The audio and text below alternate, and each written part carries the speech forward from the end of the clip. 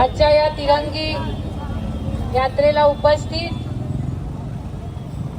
TV सिरियलचे सुप्रसिद्ध कलाकार रोहितजी, त्यांची संपूर्ण टीम, महेंद्र भाऊ, शेखर भाऊ, अभयजी, नवीनजी,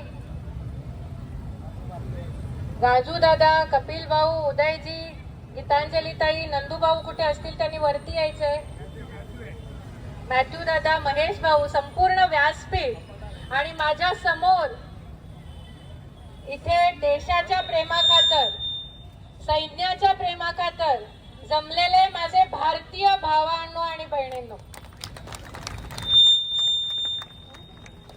आज हम यहाँ पे सब मौजूद है, इसलिए मौजूद है कि हम सबको भारतीय सेना पे अभिमान है कि नहीं है? पिछले 22 अप्रैल को कश्मीर के पहलगाम में पाकिस्तानी दहशतगर्दों ने हमारे बेकसूर 28 भारतीय नागरिकों की हत्या की और सिर्फ पुरुषों को मारा। जब उनकी बीवी गिराई कि अब मेरे पति को मार दिया है, मेरी भी जान ले लो, तो उन्होंने क्या कहा कि तुम्हें नहीं मारेंगे, जाके मोदी जी को बोलो कि हमने तुम्हारे पति को मारा है। उन्होंने आके बताया, उन्होंने रो रो के सारी हकीकत बताई।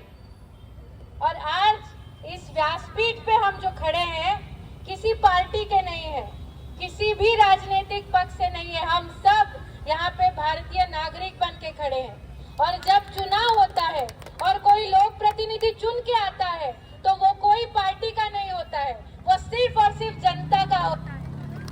उसी तरह हमारे देश के पंतप्रधान श्री नरेंद्र मोदी जी, ये किसी पार्टी के नहीं रह गए हैं, वो सारे देश के हैं, वो सारे देश के पिता बन चुके हैं। और जब एक बेटी का सिंदूर उजाड़ा जाता है, तब पिता क्या कर सकता है, ये हमारे पंतप्रधान नरेंद्र मोदी जी ने दिखा दिया है।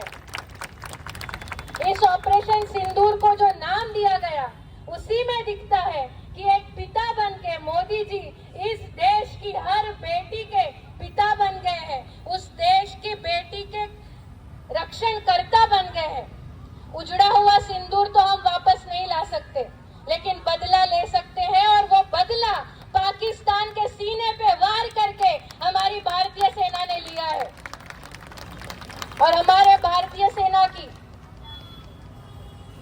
Colonel Sofiya Qureshi, wing commander Vyomika Singh, इन्होंने दिखा दिया कि भारतीय नारी सबसे भारी।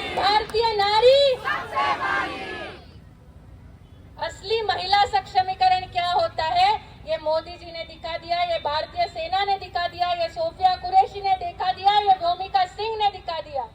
और हमें इन सब पे गर्व है। दोस्तों, 22 अप्रैल को हमला हुआ और ऑपरेशन सिंदूर 7 मई को लॉन्च किया गया। बराबर 15वें दिन यहाँ से मिसाइल पाकिस्तान पे गिरी, लेकिन इन 15 दिनों में क्या क्या हुआ रहेगा, ये हम यहाँ खड़े होके सोच भी नहीं सकते हैं।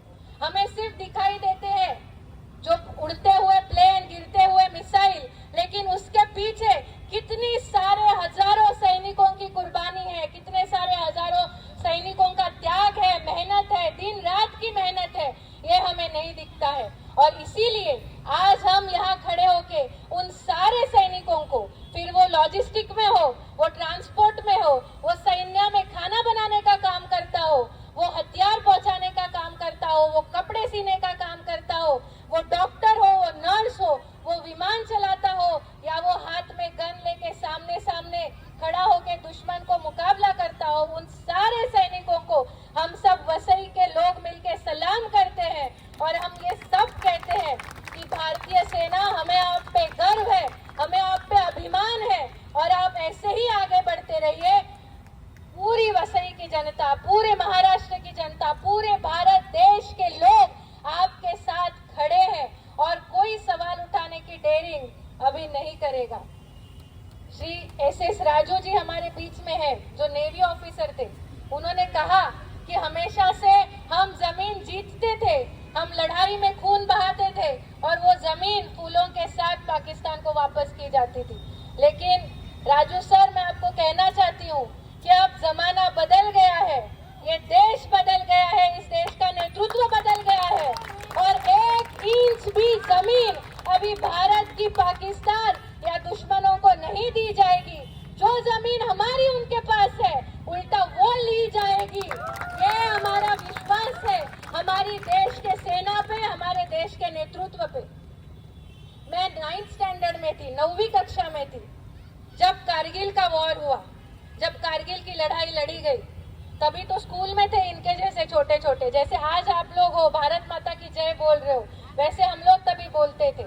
तभी अटल बिहारी वाजपेयी जी हमारे देश के पंतप्रधान थे और उन्होंने जो लीडरशिप दिखाई, वैसी ही लीडरशिप आज मोदी जी दिखा रहे हैं। और अटल जी ने एक कविता लिखी है, मैं ज्यादा बोलूंगी नहीं, मेरे भाषण का समापन करूंगी, लेकिन उस कविता को बोले बिना आज के कार्यक्रम का समापन नहीं हो सकता है। उस कविता में हर एक सैनिक का मनोगत छिपा है। जो इंसान हमारी भारत देश को प्यार करता है, इस भारत भूमि को माता मानता है, उससे प्यार करता है, वो हर एक नागरिक का मनोगत उस कविता में लिखा गया है। क्या कहते हैं अटल जी कि भारत कोई भूमि का टुकड़ा नहीं, ये जीता जागता राष्ट्र पुरुष है, ये वंदन की धरती है, ये अभिमान की भूमि है, ये तर्पण की भूमि है, ये अर्पण की भूमि है। इसका कंकर कंकर हमारे लिए शंकर है, इसकी नदी नदी हमारे लिए गंगा है। हम जिएंगे तो इस भारत के लिए और मरेंगे तो इस भारत के लिए, और मरने के बाद भी गंगा जल में बहती हुई अस्थियों को